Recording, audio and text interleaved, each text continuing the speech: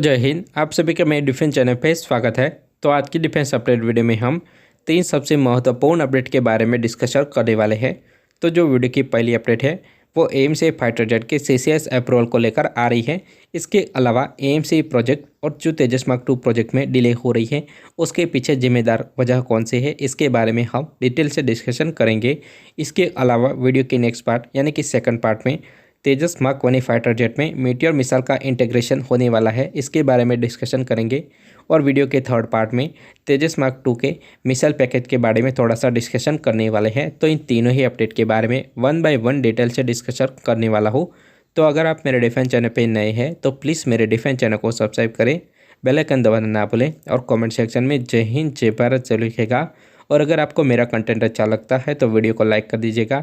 और आपको डिफेंस के रिलेटेड कोई भी क्वेश्चन हो तो आप अपना क्वेश्चन कमेंट सेक्शन में जरूर लिखेगा, जिसका आंसर मैं अपने अगले वीडियो में दे दूंगा। और इसके अलावा आपको मेरे एनालिसिस में कोई भूल या गड़बड़ लगे तो उसके बारे में ज़रूर कमेंट सेक्शन में लिखेगा, जिसको मैं अपने अगले वीडियो में सुधार दूंगा।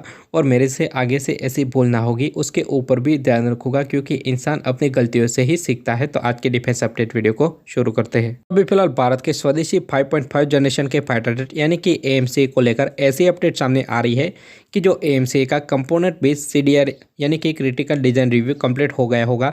इसके अलावा एडीए के द्वारा भी एएमसी का जो डिज़ाइन है उसको फ्रीज कर लिया गया है। उसके बाद जो नेक्स्ट स्टेप है यानी कि सीसीएस अप्रूवल, जिसके बाद एएमसी प्रोटोटाइप के लिए फंड रिलीज किए जाएंगे। तो अभी फिलहाल डीआरडीओ के द्वारा एएमसीए के सीसीएस के लिए अप्रोच किया गया है। सीसीएस यानी कि कैबिनेट कमेटी ऑन सिक्योरिटी के द्वारा एएमसीए प्रोजेक्ट को अप्रूवल मिल जाता है। तो एएमसीए के प्रोटोटाइप बनाने के लिए जो फंड है उनको रिलीज कर दिया जाएगा। सीसीएस से अप्रूवल मिलने के बाद 36 महीनों के अंदर अंदर प्रोटोटाइप बनाना होता है, यानी कि इस साल के अंत तक भी सीसीएस से अप्रूवल मिल जाता है। तो 2026 तक एएमसीए का जो प्रोटोटाइप है वो बनके तैयार हो जाएगा।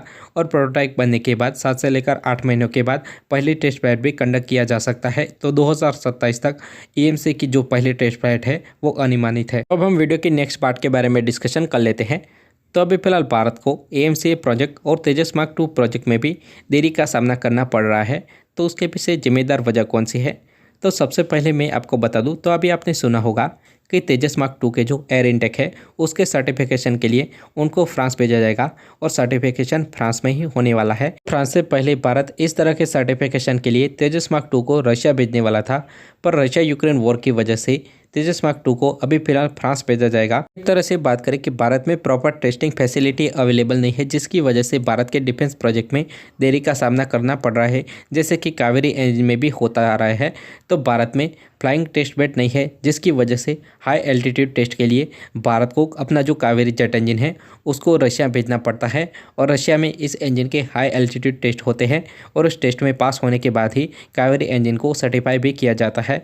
और इसके अलावा बात करें तो अगर उस हाई एल्टीट्यूड टेस्ट में अगर कावेरी इंजन में कोई भी इशू आता है तो वह इंजन वापस से भारत में आएगा और उस इशू को सॉल्व करने के बाद वह वापस फिर से रशिया जाएगा और उनके हाई एल्टीट्यूड टेस्ट होंगे। तो एक तरह से यह लंबे प्रोसेस की तरह खींचता जाता है, जिसकी वजह से भारत के डिफेंस प्रोजेक्ट में देरियां होती रहती है। ये तो हो गई पहली वजह कि भारत में प्रॉपर टेस्टिंग फैसिलिटी अवेलेबल नहीं है।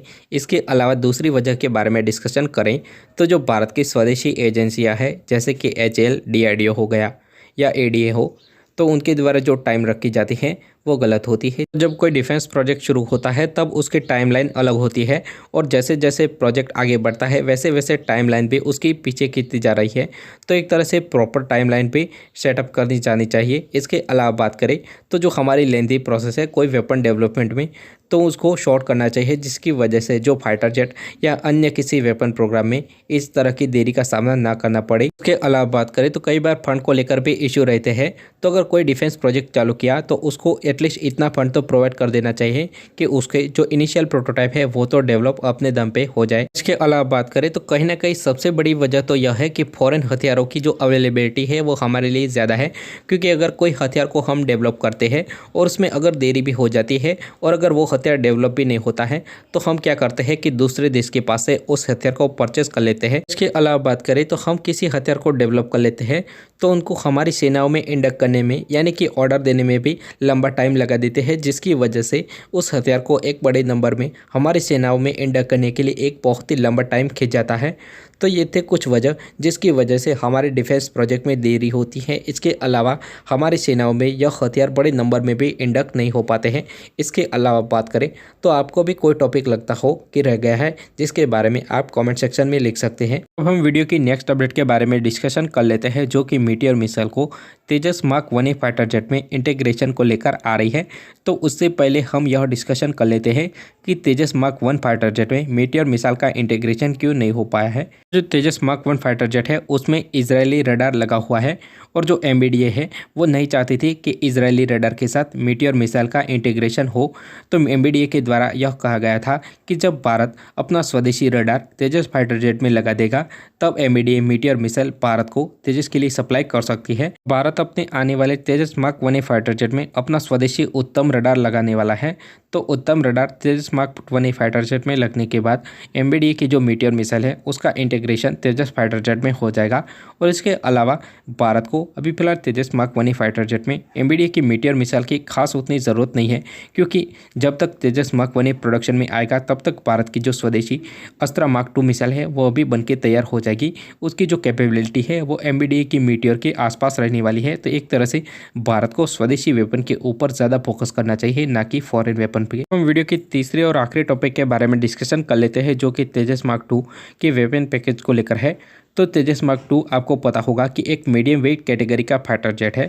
तो मीडियम वेट कैटेगरी का फाइटर जेट होने के बावजूद भी यह फाइटर जेट अपने साथ 8 बियर्ड विजुअल रेंज की एयर टू एयर मिसाइल को कैरी कर पाएगा, यानी कि एक तरह से एयर डोमिनेशन रोड को भी बड़ी आसानी से परफॉर्म कर पाएगा 8 BVR मिसाइल के साथ। इसके अलावा उसके वेपन पैकेज के बारे में बात करें तो यह अपकमिंग अस्त्रा सीरीज की सभी मिसाइल को कैरी करेगा, जैसे कि अस्त्रा मार्क 1, अस्त्रा मार्क 2, अस्त्रा मार्क 3 और अस्त्रा IR जैसी शॉर्ट रेंज की घातक मिसाइल को भी कैरी कर पाएगा। इसके अलावा अस्त्रा मिसाइल MBDA की जो मीटियर मिसाइल है, जो कि दुनिया की सबसे खतरनाक एयर टू एयर मिसाइल मानी जाती है, वह भी उसके वेपन पैकेज में शामिल है। और इसके अलावा एंटी शिप रोल के बारे में बात करें तो यह दुनिया की सबसे खतरनाक क्रूज मिसाइल यानी कि ब्रह्मोस क्रूज मिसाइल का नेक्स्ट जनरेशन यानी कि ब्रह्मोस NG मिसाइल को कैरी करेगा। तो Tejas mark 2 fighter jet BrahMos NG के 2 मिसाइल को कैरी कर पाएगा। इसके अलावा सप्रेशन ऑफ एयर डिफेंस के बारे में बात करें तो यह रुद्रम 1 मिसाइल को भी कैरी कर पाएगा, जिसकी रेंज 250 किलोमीटर के आसपास है। इसके अलावा बात करें तो यह भारत के 100 यानी कि स्मार्ट एंटी एयरफील्ड वेपन को भी कैरी कर पाएगा, जो कि किसी भी रनवे को बड़ी ही आसानी से तबाह कर पाएगा। इसके अलावा तेजस मार्क 2 के वेपन पैकेज में कई सारे बॉम्ब भी शामिल है। तो एक तरह से बात करें कि तेजस मार्क 2 ऐसा फाइटर जेट है जो कि भारत के हर तरह के मिशन को अंजाम दे सकता है। एक तरह से बात करें कि भारत तेजस मार्क 2 के स्वरूप में एक बहुत ही ताकतवर फाइटर जेट को डेवलप करा है, जो कि भारतीय वायुसेना में जो गैप होने वाली है मिराज 2000 और स्पेक्टर जगुआर की, जिनको यह फाइटर जेट बड़ी आसानी से फुलफिल भी कर देगा। तो वीडियो अच्छा लगे तो please subscribe my channel and thank you for watching.